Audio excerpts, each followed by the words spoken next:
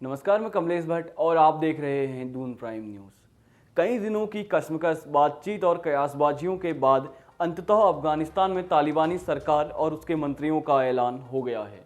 अफगानिस्तान में तालिबानी सरकार में प्रधानमंत्री का पद मोहम्मद हसन अखुंद को सौंपा गया है, तो वहीं प्रधानमंत्री पद के प्रमुख दावेदार माने जा रहे अब्दुल गनी बरादर को उप प्रधानमंत्री बनाया गया है। सरकार में बड़े आतंकियों को भी अलग अलग पदभार दिए गए हैं, लेकिन इसमें एक ऐसे आतंकी को भी मंत्रालय मिला है जिसे दुनिया के टॉप आतंकियों में गिना जाता है, और इस आतंकी का नाम है सिराजुद्दीन हक्कानी, जिसे तालिबान सरकार में गृह मंत्रालय जैसा महत्वपूर्ण पदभार सौंपा गया है।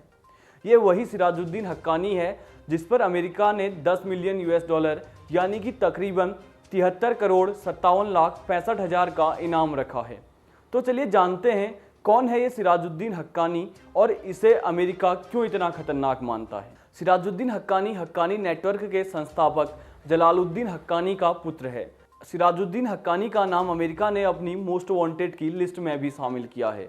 अमेरिकी खुफिया एजेंसी FBI की आधिकारिक वेबसाइट के अनुसार सिराजुद्दीन हक्कानी ज़्यादातर समय पाकिस्तान में रहा है। तालिबान और अलकायदा से हक्कानी के बेहद करीबी संबंध माने जाते हैं, और जब तालिबान की नई सरकार बनी तो ये बात सिद्ध भी हो गई। सिराजुद्दीन हक्कानी काबुल के होटल में हुए आतंकी हमले में भी शामिल था। इस हमले में 6 लोगों की जान गई थी, जिसमें एक अमेरिकी नागरिक भी शामिल था। हक्कानी ने अमेरिका और गठबंधन सेना के खिलाफ हमलों में भी भाग लिया था। 2008 में अफगान राष्ट्रपति हामिद करजई को मारने का प्रयास हुआ था। इस साजिश में भी सिराजुद्दीन हक्कानी का नाम शामिल था। हक्कानी नेटवर्क के कई आतंकियों का नाम अलग अलग स्थानों पर हुए आत्मघाती हमलों में भी आता है। सिर्फ हक्कानी ही नहीं, तालिबानी सरकार में जो जितना बड़ा आतंकी है उसे उतना बड़ा पदभार सौंपा गया है। खुद प्रधानमंत्री चुने गए मुल्ला हसन अखुंद को संयुक्त राष्ट्र ने अपनी आतंकियों की लिस्ट में शामिल किया है। इन सभी आतंकियों के हाथ में सत्ता जाने के बाद से लगने लगा है कि अफगानिस्तान में अफगानी नागरिकों के अलावा भारत के लिए भी भविष्य की राह मुश्किल होने जा रही है।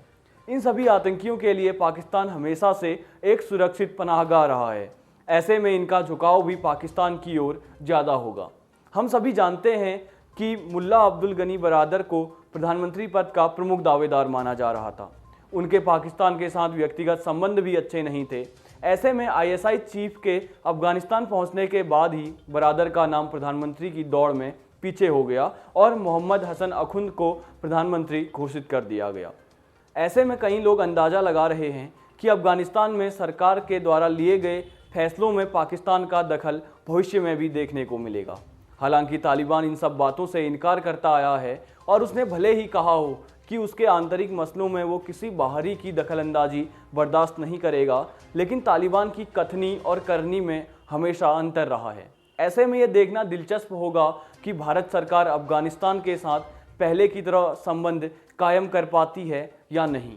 बाकी आपको क्या लगता है अफगानिस्तान में चल रही इस उठापटक को लेकर, आप हमें कमेंट करके बता सकते हैं। अगर वीडियो पसंद आया तो वीडियो को लाइक करें और चैनल को सब्सक्राइब करना ना भूलें।